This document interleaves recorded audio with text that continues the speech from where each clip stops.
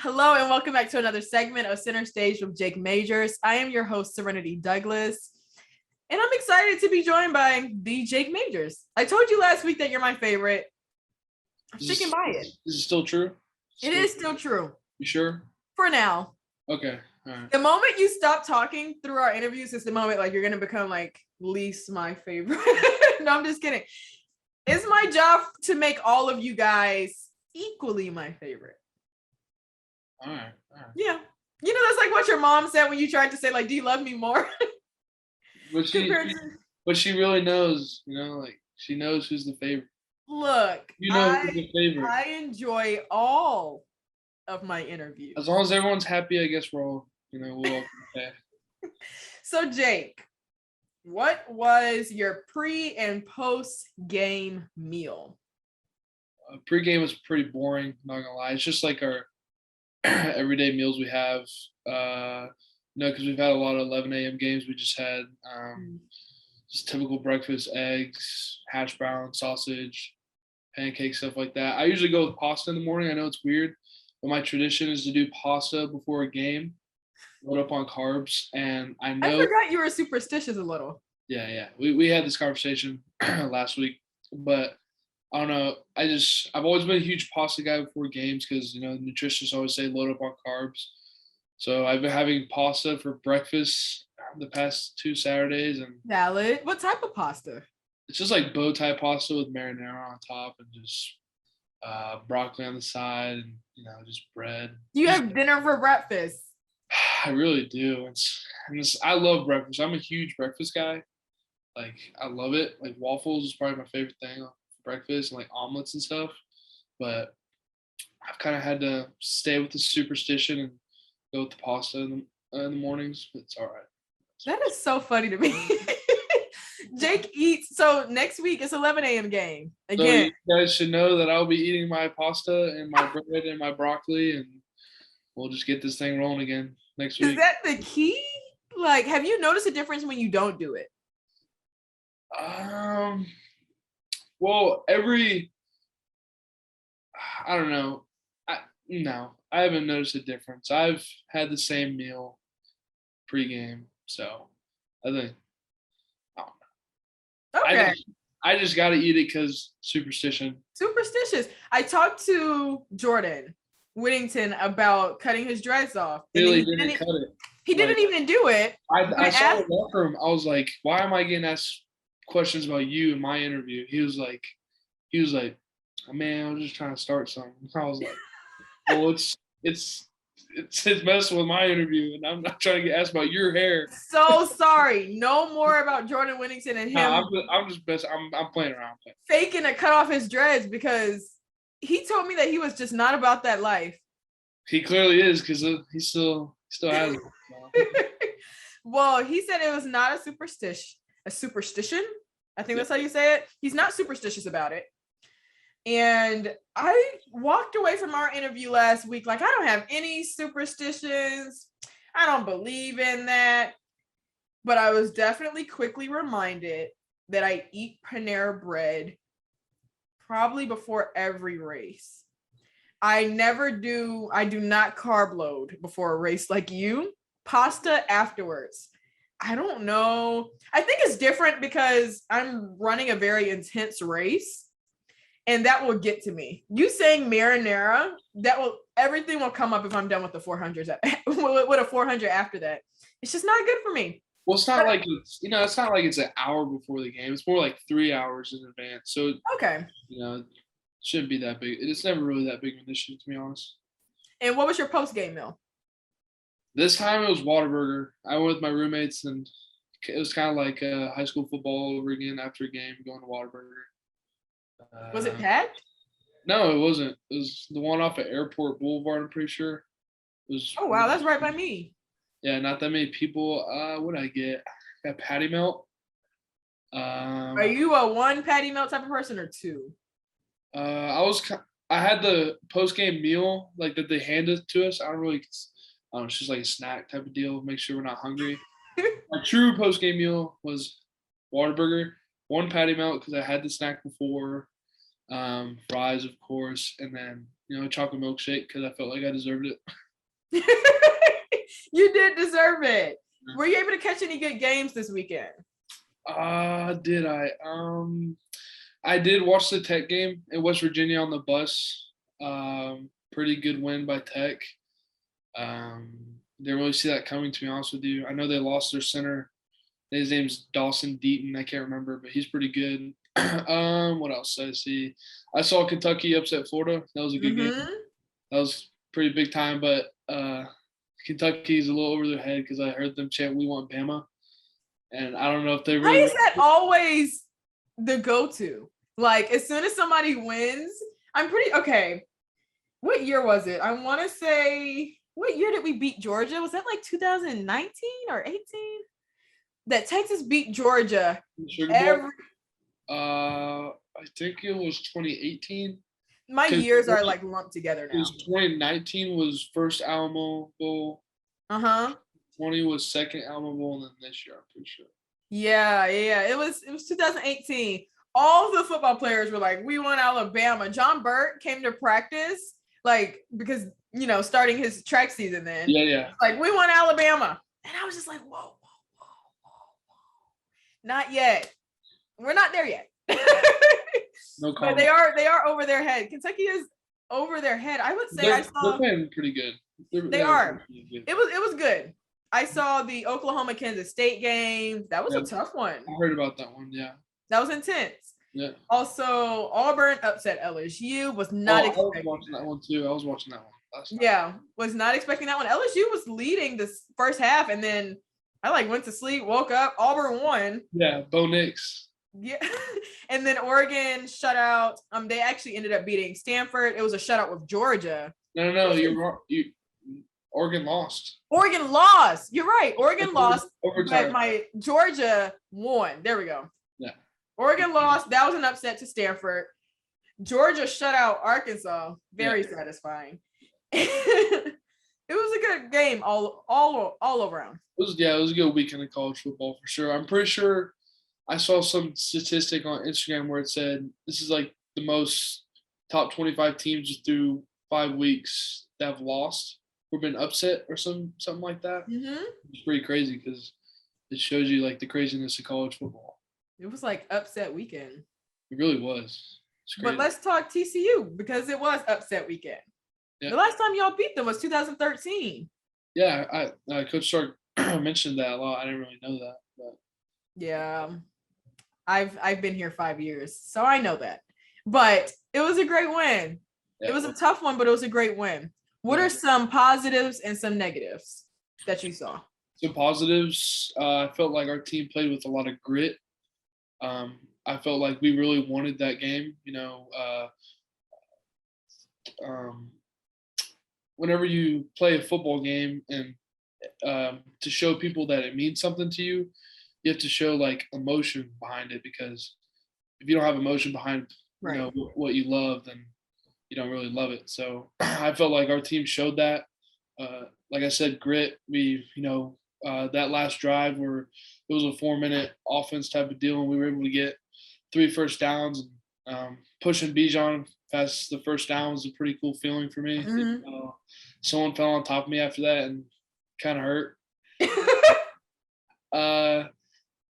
Negatives, we just need to get some things cleaned up on the offensive side. Whether that's, first of all, us, too much pressure, I felt like. Casey, we need to make him feel more comfortable back there. Or that's receivers, running backs, I don't know. They take care of them, we take care of us. And then by Saturday, we should be good to go. But, yeah, just fix the little things and keep pressing on. Just, winning road games, it's a good team. It's not easy, but we did it because we love each other and showed a lot of grit. I like that. I like it a lot. I actually like that you mentioned that it was tough for you guys, the O-line, especially the first half. But going into the second half, what were some things that either Coach Sark said or Coach Flood said during halftime that made you guys really amp it up in the second half? Well, just seeing Denzel Okafor go out just kind of, it brought tears to my eyes just seeing him hurt, because that's like my brother. Yeah. Play next to him, every day, and see him go out, just put a little bit more emotion behind me with what I do. And Coach Flood said to us before we went out, I can't even remember what drive it was, but he brought us in. He's like, guys, this is what we play for. This is the moments that we play for, and just enjoy it and love it and go own it. And I think after that, it was in the second half, I believe, we came together collectively. We started running the ball very well, and you guys saw the results. Mm-hmm. And who stepped up to the plate that you would say just this whole game, any position? Let's say I'm gonna shout out the O-line because we had some adversity with Denzel going out. Yeah. I'd say Andrej Karic, one of my good friends, seeing him step up at right tackle, that was really cool because I know how much he wants to play. He talks about me. He talks about it to me every day, and I'm like, just trust it. It's gonna happen. Just keep grinding. And then also Derek Kerstetter for stepping in at left guard. Mm-hmm. It was funny because he hasn't really repped it enough, so I had to remind him on some tips and stuff. And this morning I said to him, I was like, the young calf had to teach the old bull a few things, huh? He just because he's like, I don't know what year it is, 6 or 7 for him. And I don't know. I give him a hard time because he's like a grandpa. So. It was interesting. I didn't worry about him when I saw that he got moved to guard. Yeah. I was like, okay, this is interesting while I'm taking my notes. But at the same time, I was just kind of like, he's been here long enough. He's fine. Yeah, I did feel comfortable with him knowing that even though he doesn't play that position, still felt, comfortable with him next to me. So. Mm-hmm. And you talked about the emotion you played with. Yeah. Kind of like so much emotion, a snap infraction ended up happening. Oh, yeah. Tell me about that. No excuses. That's my fault. I did tell the refs a couple times that they were saying our cadence and look into it, and it ended up happening again. It's on me, but things happen. Yeah. I own it, but won't let that happen again. The refs were tough this game. They were. I was definitely tweeting as a fan this time, tweeting as a Longhorn alum. Very much mad. But how does the refs with some of these, I'm not going to bash them, but some of these horrible calls. Okay. How I just got to say it. But some of these horrible calls, how does that affect your play? You just can't let it. I mean, it's so far out of your control. You can't. I mean, no matter how much you complain to them, no matter how much you talk to them, give them your point of view, nothing's going to change. You already threw the flag. We just got to play. It's tough, though. I'm talking about in terms of especially I saw a penalty against Demo that was unsportsmanlike conduct. I was like, that's random. The call against Anthony Cook, roughing the passer. I said, okay, really?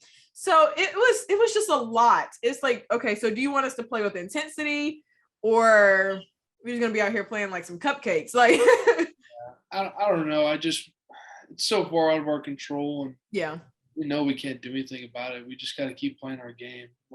It was good seeing I know it sucks, 15-yard penalty, stuff like that, unsportsmanlike conduct or unnecessary roughness, but it just shows you, the defense is playing their hearts out. Yeah.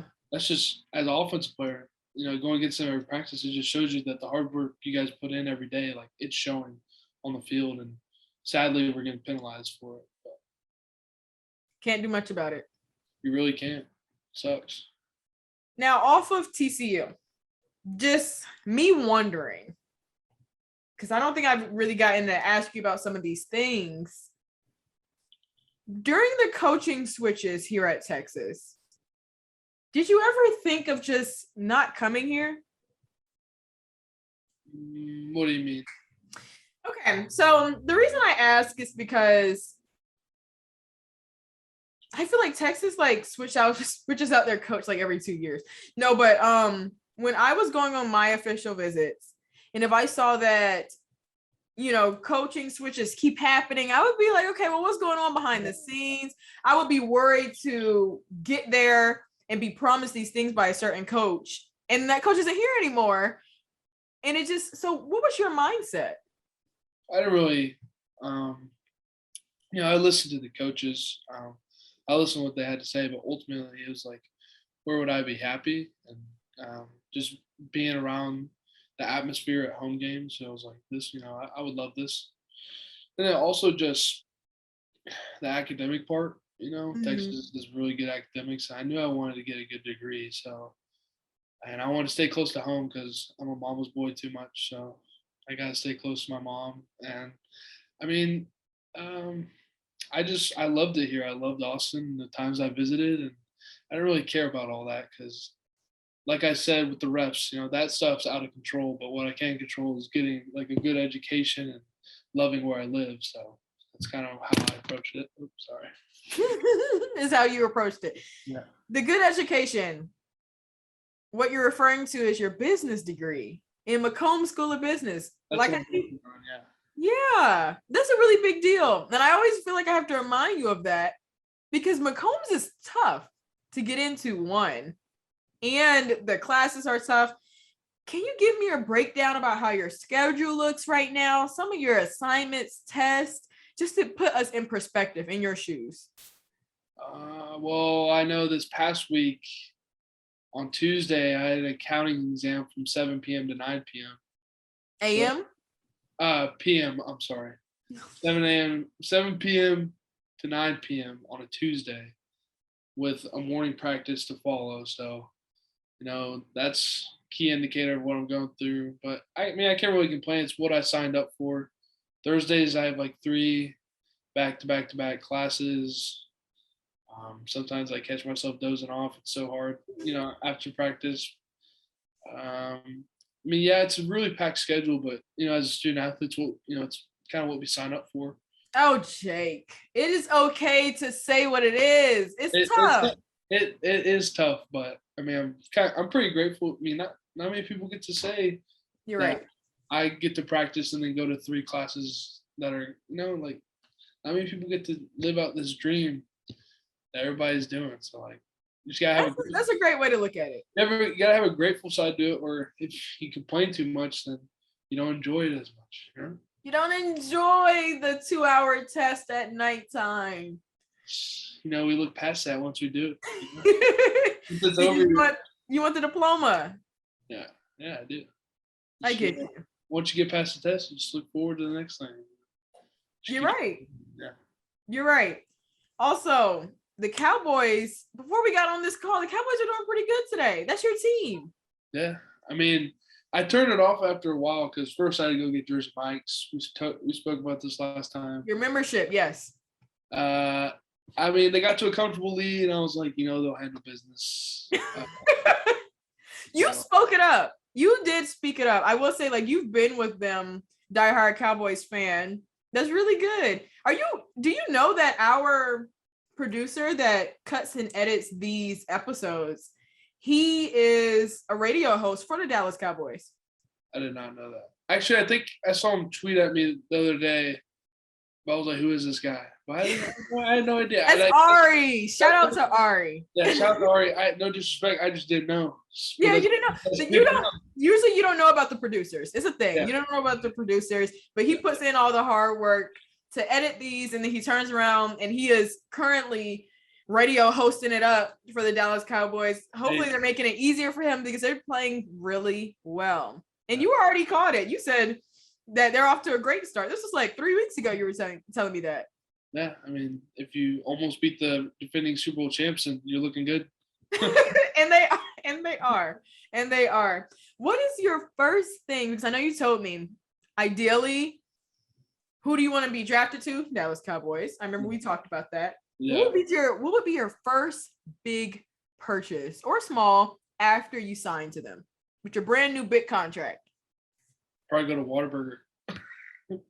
I'm just playing. I was about to say, and that is all for today. I'm playing. I don't know. I don't know. That's a really good question. Thank you. I'd probably treat my mama and my dad first. Love that. Like DeMarvion did. Yeah. That was really cool to see. That was really heartwarming to see. It was like, dang, I need to get my mom something. Yeah. I try and spoil her whenever I can. Mm-hmm. I love her. I don't know what I would get. I'll have to get to you next week. And I'll Okay. think. All right. It is tough. I couldn't. If I got drafted by the NFL, I don't know what I would do. I'll probably do a backflip first, and then You did tell me you would do a backflip. Yeah. I would be like, me. You guys want to draft me? Okay. Like, okay, yeah, sure. And then I'd probably buy a car or something. Yeah.